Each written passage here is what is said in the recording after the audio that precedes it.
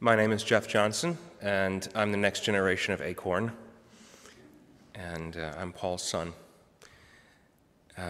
The humorist Garrison Keillor once joked that they say such nice things about people at their funerals that it makes me sad to realize I'm going to miss mine by just a few days.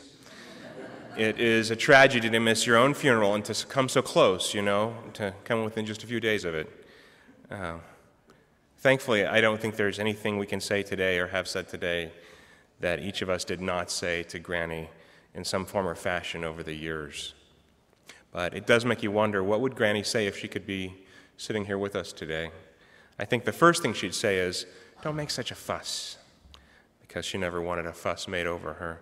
And the other thing she'd say in a very tender voice is, "I love you." And she'd scoop each of us up in her arms, and she'd hug us, and she'd comfort us. Reflecting on Granny's life, if I could sum it up in a single phrase, I would say that Granny lived a beautiful life. She had physical beauty and grace, and her actions and her character were beautiful through and through. She lived a beautiful life. I'd like to share some of the most vivid memories that we kids and grandkids have of Granny, and then I'd like to weave together some of the themes from those memories that, to me anyway, really define Granny and the meaning of her life for us. So first of all, some images.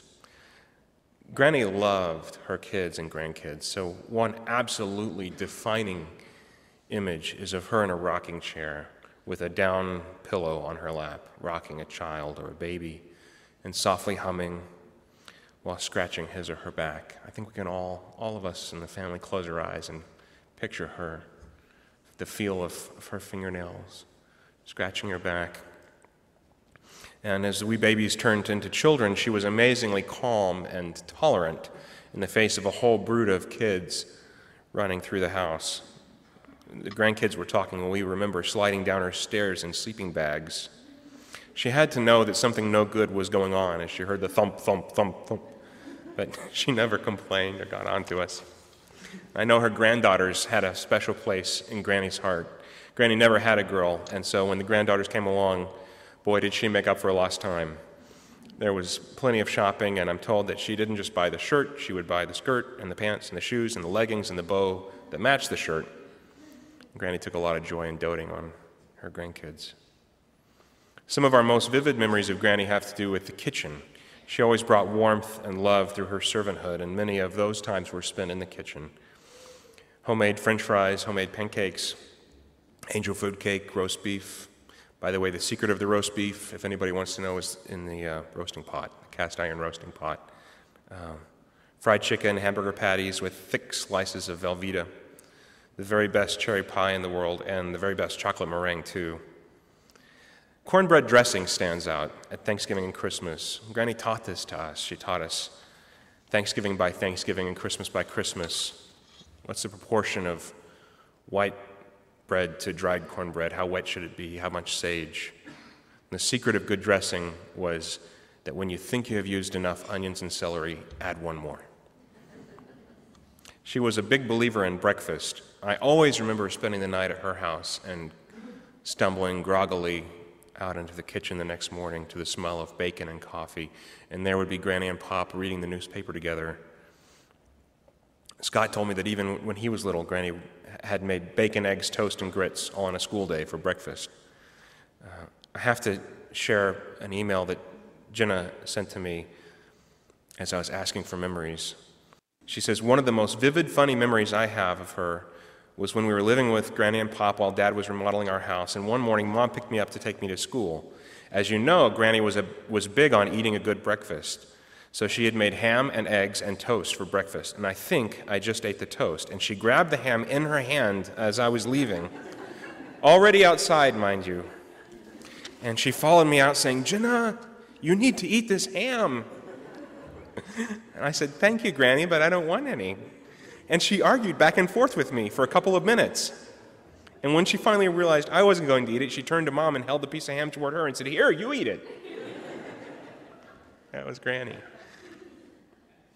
I will never forget the sound of the ice cream machine on Sundays.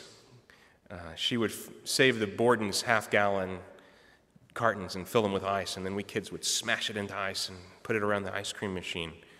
Scott mentioned that when he was younger, there was even one cold winter night when the boys were growing up and Granny wanted homemade ice cream so badly that she broke out that ice cream maker and made a batch. And then they made a blazing fire and gathered around to enjoy a bowl of summer in the middle of winter. She had a magic like that. Granny loved finding treasures at garage sales. I have watched Granny bargain down a 50-cent dress to 25 cents, fiercely, politely, and triumphantly. What satisfaction. I also know that she once bought back at a garage sale the exact same dress that she had sold away at her own garage sale just a few years previously. Same dress. It's true.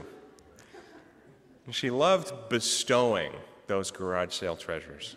That was a great joy for her, whether to one of her daughters-in-law, who sometimes would come home to a large bunch of things that they knew not where they came from or what it was, or even to a random friend of a grandchild. She always had someone to give these things to. It was never for herself.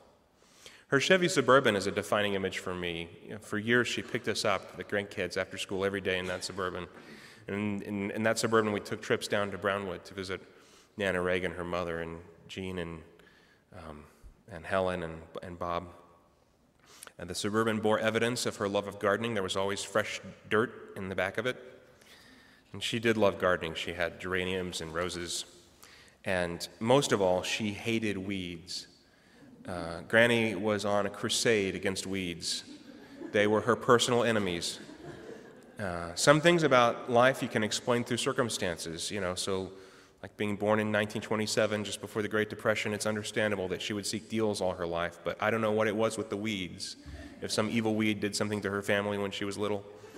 But whatever the reason, you would never be surprised to drive home and find Granny stooped over your yard picking weeds when you got home. And in fact, I'm quite certain that if there are any weeds in heaven right now, she is enjoying herself. She is heartily destroying them. God may have put weeds there on purpose just because he knew the pleasure that it would give Granny to pick them. Down pillows. If you're ever going to sleep at Granny's house, she will pull out as many down pillows as you can stand, and she'll make sure that you are enveloped in the comfort of those down pillows. And a couple folks mentioned Christmas, which was a really special time of year for Granny. She loved giving gifts. She would hide them, and she didn't always remember where she'd hidden them. So there were years when people were forgotten, and then at the last minute, she'd have a horrified face. And she'd go to the closet and pull down the gift. And if you're new to the family, you have to learn that this is not you. This is just her. She didn't mean to leave you out of Christmas. In fact, there may still be gifts that we'll find as the years go by. She loved buying the decorations in the house. The attic over the years just became more and more full of Christmas decorations. And she loved the Douglas fir trees at Christmas. She always found the very best one. And Christmas, you could relive any time of year because the front closet is where the candles and the bows all lived. So if you open that door, you could smell Christmas. And the last thing that really stands out as a little vignette is just her class and her beauty. She was a classy lady. She was always dressed like a queen, even at bedtime, in beautiful soft robes and slippers.